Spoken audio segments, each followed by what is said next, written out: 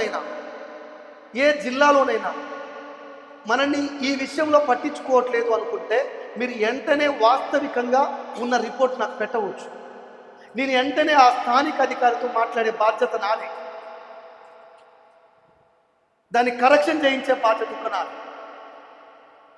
అయితే ఇవి ఎంపీడీఓ పరిధిలో, మున్సిపల్ కమిషనర్ పరిధిలో 1:3 కానీ 1:5 కానీ లిస్టు పోతుంది పైకి. ఆ ఎంపీడీఓ పరిధి అంటే మండల పరిధి, మున్సిపల్ పరిధి అంటే మున్సిపల్ కమిషనర్ అంటే టౌన్స్. మరి ప్రతి చోటికి నేనైతే రాలేను కదా.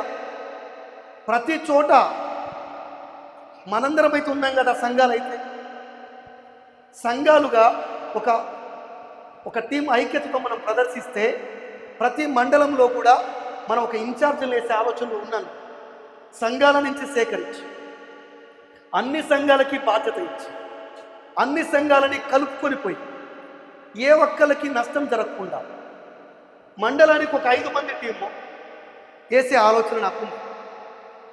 అంతకన్నా ఎక్కువ సంఘాల ప్రాతినిధ్యం ఉంటే వాళ్ళని కూడా దాంట్లో వేసే ఆలోచన ఉంది. మోరేవర్ ఆ మండలంలో ఎస్సీలు ఎంతమంది అప్లై చేశారు, ఎస్టీలు ఎంతమంది అప్లై చేశారు, బీసీ మైనారిటీ ఈబీసీలు ఎంతమంది అప్లై చేశారో ఆ మండలం తీసుకునే ప్రయత్నం చేయండి. ఆ టీం ఆ ప్రయత్నం చేయాలి. చేసి ఆ మండల అధికారి దగ్గరికి పోయి 4 లెటర్లు తీసుకొని పోయి మాట్లాడు. వీలైనంత మంది ఎంపీడీఓలకు ఫోన్ కాల్ మాట్లాడతారు. 500 మంది పైన వస్తారనుకుంటారు.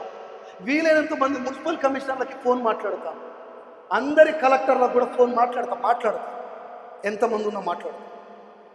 అయితే ఆ నంబర్లన్నీ నా దగ్గర ఉంటాయి, సేకరించే ప్రయత్నం చేస్తున్నాను. ఇది నేను సమర్థవంతంగా చేయగలను. కానీ ఈ రాజ్యాంగ వికాసంలో మనం సక్సెస్ కావాలంటే నా ఒక్క చేయితో సాధ్యం కాదు. నీ చెయ్యి కూడా కలవాలి. నువ్వు కూడా బాధ్యత తీసుకోవాలి. ఆ మండల పరిధి అధికారి దగ్గరికి, ఆ జిల్లా అధికారుల దగ్గరికి సమయం వచ్చినప్పుడు ఆ టీంని యాక్టివ్ చేస్తే ఆ టీము అక్కడికి పోయి మాట్లాడే ప్రయత్నం చేయాలి. మనకి ఇక్కడ ఒక టీంకి మనకి అండర్లో ఉండే ప్రయత్నం జరగాలి. ఇది మెయిన్ ఏజెండా బ్రదర్. ఒకటి